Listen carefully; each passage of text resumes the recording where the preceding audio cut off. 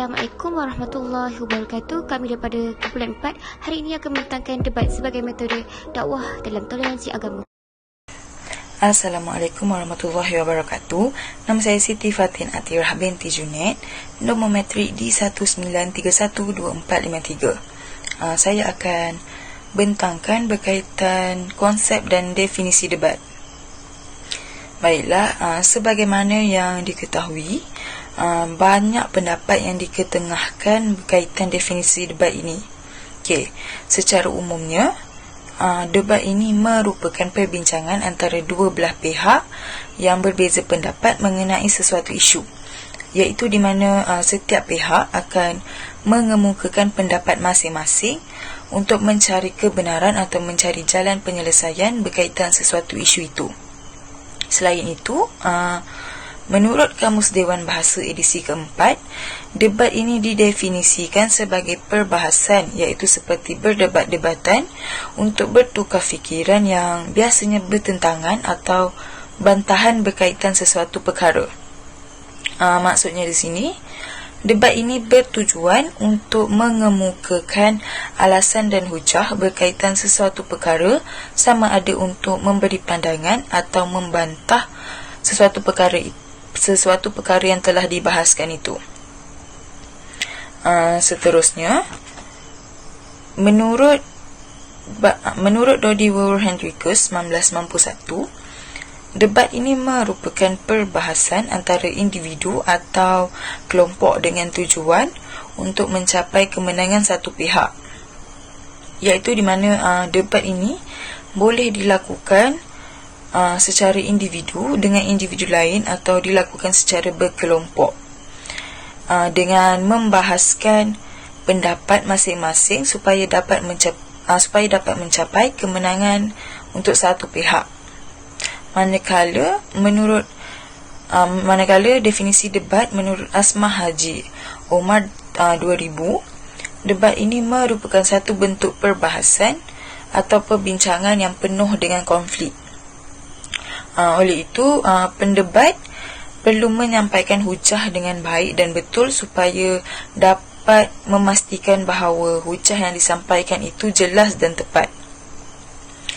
Seterusnya, konsep debat yang terakhir ialah menurut J.S. Kamli 1995. Debat ini didefinisikan sebagai perbahasan atau pertukaran pendapat oleh setiap individu berkaitan sesuatu masalah, iaitu di mana setiap individu atau pendebat itu sendiri boleh memberi hujah atau perbahasan untuk mempertahankan pendapatnya. Itu sahaja daripada saya. Seterusnya saya akan serahkan kepada pembentang yang seterusnya. Baiklah, sebelum itu nama saya Nur Ansyairah binti Anwar, nombor metrik D19312403. Seterusnya, saya akan bentang maksud debat menurut perspektif Islam. Secara etimologi, perkataan mujadalah ini terambil dari kata jadalah yang bermakna memintal atau melilik. Apabila kata jadalah ini ditambah dengan huruf alif pada huruf jim yang mengikuti wazan fa'ala, jadalah dapat bermakna berdebat, dan perkataan mujadalah adalah perdebatan. Sebahagian ulama' dia mengertikan kata jadalah ini sebagai menarik tali dan mengikatnya guna menguatkan sesuatu. Jadi dalam erti kata lain, orang yang berdebat ini bagaikan menarik tali dengan ucapan untuk meyakinkan lawannya dengan menguatkan pendapatnya melalui argumentasi atau hujah yang ingin disampaikan.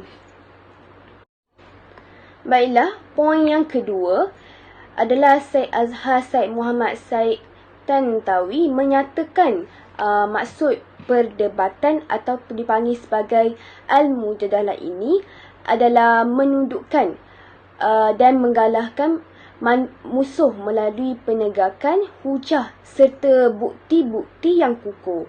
Jadi Syed Muhammad Tantawi ini berpendapat bahawa mujadalah ini adalah suatu upaya yang bertujuan untuk menggalakkan pendapat lawan dengan cara menyajikan argumentasi atau hujah dengan bukti yang kuat. Jadi ini mengandungi erti berbatahan dengan baik, iaitu dengan jalan sebaik-baiknya dalam bermujadalah ini. Antara lain dengan perkataan yang lunak, lemah lembut dan tidak dengan ucapan yang kasar.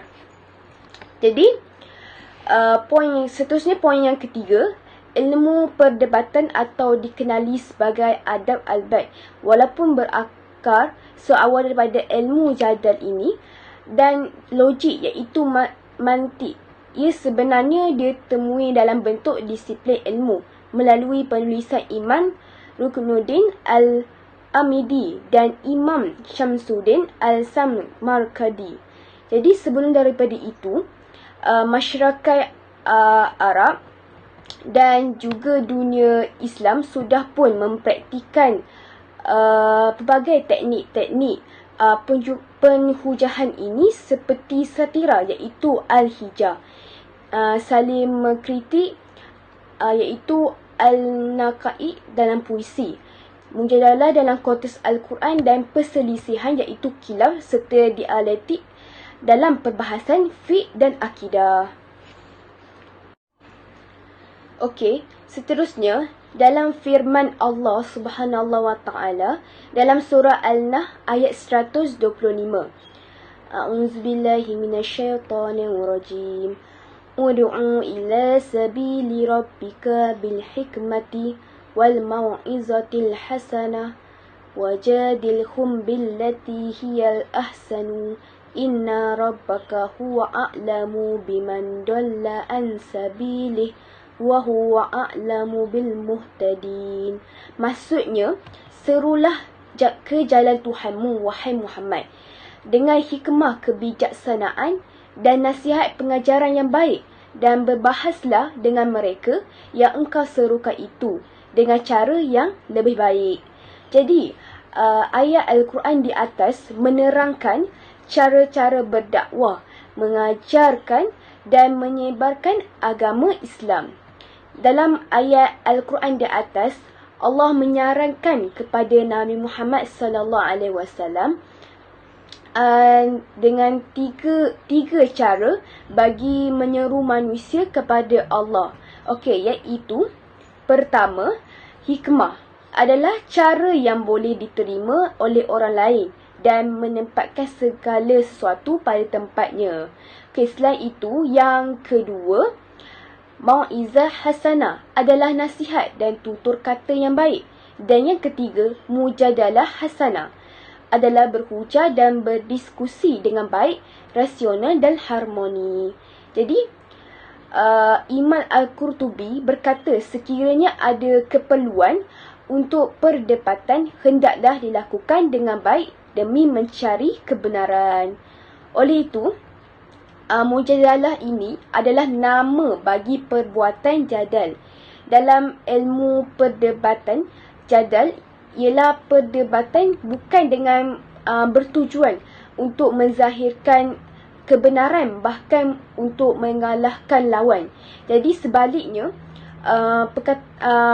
penggunaan jadal ini, iaitu debat, dalam Al-Quran pula adalah dengan erti muhawarah, iaitu dialog, kerana bertujuan untuk mencari kebenaran. Jadi sekian daripada saya akan serahkan kepada kawan saya yang slide yang seterusnya. Terima kasih. Bismillahirrahmanirrahim. Okay, baiklah, sebelum saya teruskan kepada perbentangan, tadi dua orang kawan saya telah pun bentangkan berkaitan dengan konsep dan definisi debat, pengenalan berkaitan debat dan debat menurut pandangan Islam. Jadi mungkin ada yang tahu ataupun mungkin ada yang tak tahu berkaitan dengan toleransi beragama. Jadi saya akan bentangkan berkaitan dengan toleransi beragama secara umum, yang mana perkataan toleransi ini adalah berasal dari bahasa Latin, iaitu tolerare, yang bermaksud sabar akan sesuatu. Okey, toleransi ini adalah sikap yang sangat disenangi oleh orang ramai dan ia disenangi oleh orang ramai. Di mana sikap ini menunjukkan satu penghargaan dan hormat terhadap orang lain. Untuk pengetahuan dalam konteks sosial, budaya dan agama, sikap toleransi ini adalah sikap yang mana ia melarang kita untuk melakukan diskriminasi terhadap sesebuah kelompok, yang mana sesebuah kelompok tu kita ada perbezaan dalam sesebuah kelompok, sebagai contoh kaum, bangsa dan sebagainya. Menurut A.T. Talib 2012, toleransi beragama ini adalah satu sikap ataupun kesediaan untuk kita menerima agama lain, untuk ianya diamalkan dalam mana-mana komuniti tanpa ada sebarang unsur prejudis. Dengan tindakan ini, ianya bertujuan untuk mencapai keharmonian dalam kehidupan masyarakat. Tambahan beliau, toleransi beragama ini tak bermaksud yang mana agama itu benar, tapi kita memberikan hak kebebasan kepada agama lain, penganut lain untuk mengamal agama mereka masing-masing. Jadi sebagai contoh, salah satu agama yang mengajar umat dia bersikap toleransi adalah agama Islam, yang mana agama Islam ini sangat menekankan umat dia untuk sentiasa menghargai, sentiasa hormat antara kaum ataupun dengan agama-agama lain. Dengan toleransi beragama ni, ia akan menjadi satu asas kepada keharmonian, mewujudkan keharmonian dalam sesebuah negara tu. Dan sekiranya tak adanya sikap toleransi, maka ia boleh berpunca kepada perpecahan di kalangan masyarakat. Sebab itulah pentingnya kita mengamalkan sikap sedemikian, kerana ianya dapat mendatangkan banyak manfaat, sebagai contoh perdamaian, kesejahteraan, dan juga dapat menghindarkan sesebuah agama dengan agama lain daripada berlakunya konflik yang tidak diingini. Contoh toleransi beragama dalam Islam adalah Islam sendiri tak pernah memaksa untuk penganut lain menganut agama, untuk memeluk masuk ke dalam agama Islam. Sebagai contoh, kita tengok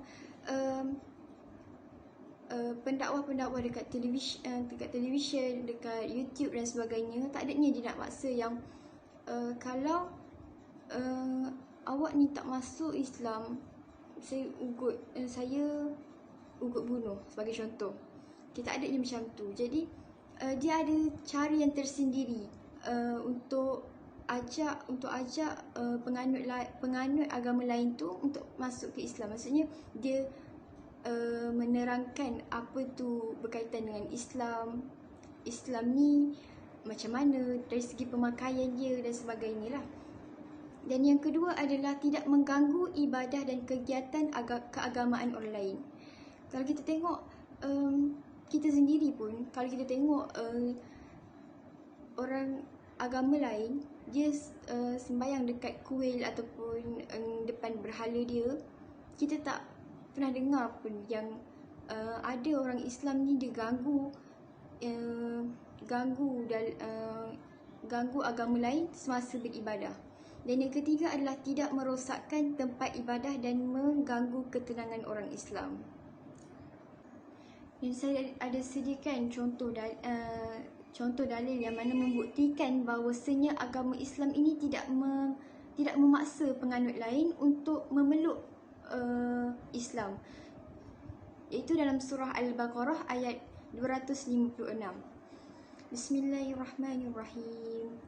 La ikraha fid din, qad tabayyana ar-rusydu minal ghayy, faman yaghfur bit-taghut wa yu'min billahi faqad istamsaka bil 'urwatil wusqa la infisama laha wallahu samii'un 'alim. Okay, mengikut tafsir kitab Ibnu Katsir jilid 1, Allah berfirman, la ikraha fid din, tiada paksaan untuk memasuki agama. Maksudnya janganlah kalian memaksa seseorang itu untuk memeluk agama. Kerana sesungguhnya telah terdapatnya dalil-dalil dan bukti-bukti yang jelas, sehinggakan tidak perlu akan paksaan. Tetapi barang siapa yang diberikan petunjuk oleh Allah, dilapangkan dadanya, diberi cahaya dalam hati nuraninya, maka ia sendiri akan memeluknya. Lain pula dengan barang siapa yang dibutakan oleh Allah Subhanahu Wa Taala, pasti akan dikunci penglihatannya, pendengarannya, maka daripada situ tak akan ada satu manfaat pun untuk diberikan untuk baginya, maksudnya tak akan ada satu manfaat pun baginya paksaan dan tekanan untuk dia memeluk agama Islam. Qad tabayyana ar-rusydu minal ghayy faman yaghfur bit-taghuti wa yu'min billah. Kerana barang siapa yang ingkar kepada taghut dan beriman kepada Allah, maka sesungguhnya ia telah berpegang kepada tali yang kuat dan tidak putus. Dan Allah mendengar lagi Maha mengetahui. Artinya barang siapa yang melepaskan diri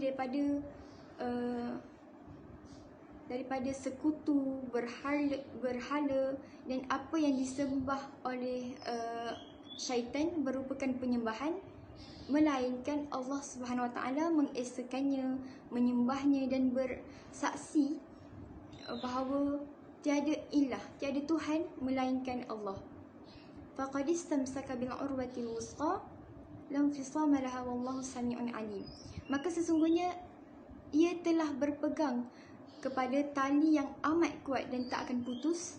Maksudnya kat sini yang seorang tu dia bila dia dah dalam Islam, dia betul-betul dalam jalan yang tepat dan lurus. Maksudnya tu adalah agama yang benar. Okey, untuk saya harap semua faham sebab kitab tafsir ni mudah juga untuk faham berdasarkan kalau maksud dia macam simple kan.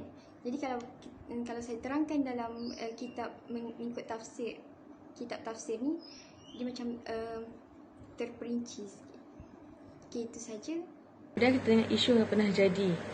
Okey, terdapat beberapa kes yang melibatkan hubungan antara pengamal agama yang terjejas dan berkaitan isu sensitif agama, terutama isu kalimah Allah.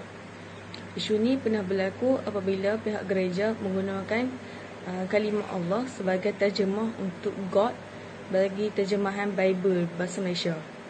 Ini gambaran kepada Allah tu sebagai simbol bahasa yang mempunyai makna tertentu dalam minda penganut Islam.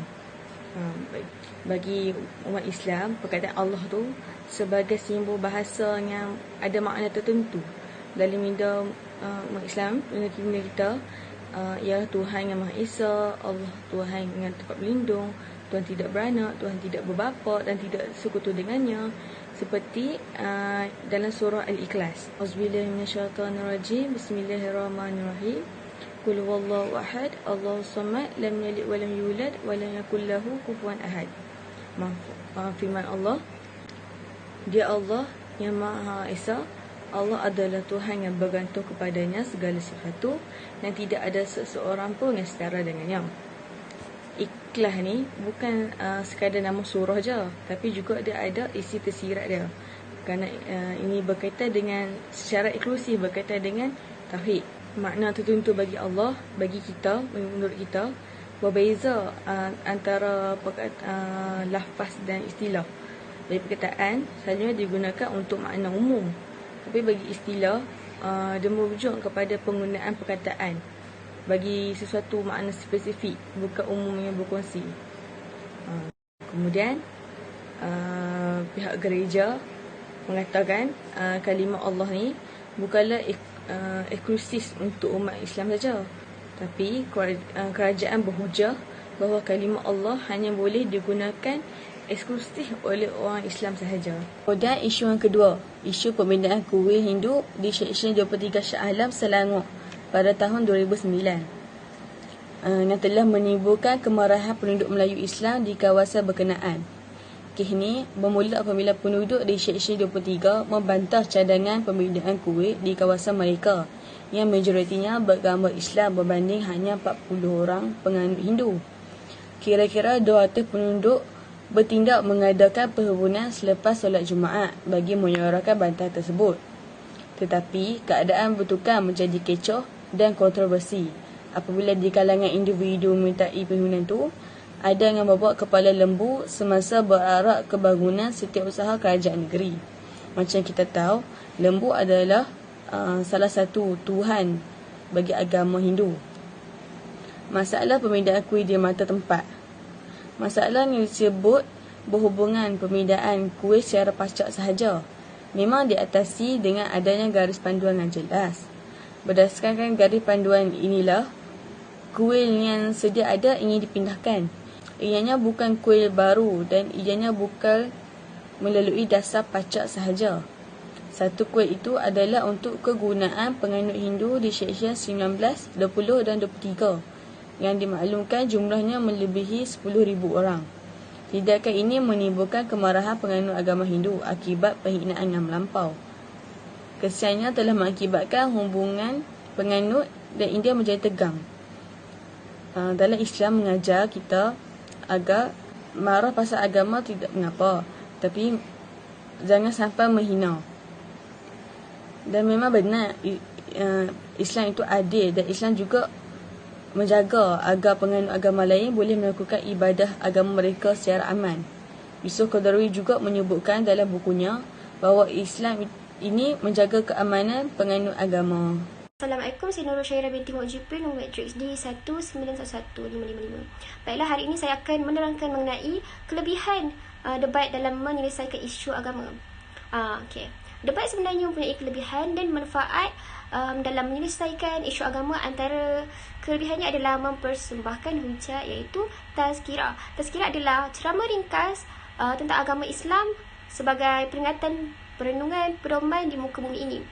Tazkirah dapat memberi kesedaran kepada orang Islam untuk memahami lebih dalam mengenal agama Islam itu sendiri. Selain itu, debat juga dapat meraihkan pendapat. Seperti contoh, orang ramai akan melihat dan mempelajari pandangan yang berbeza, pemikiran dari sudut lain mengenai mazhab Islam.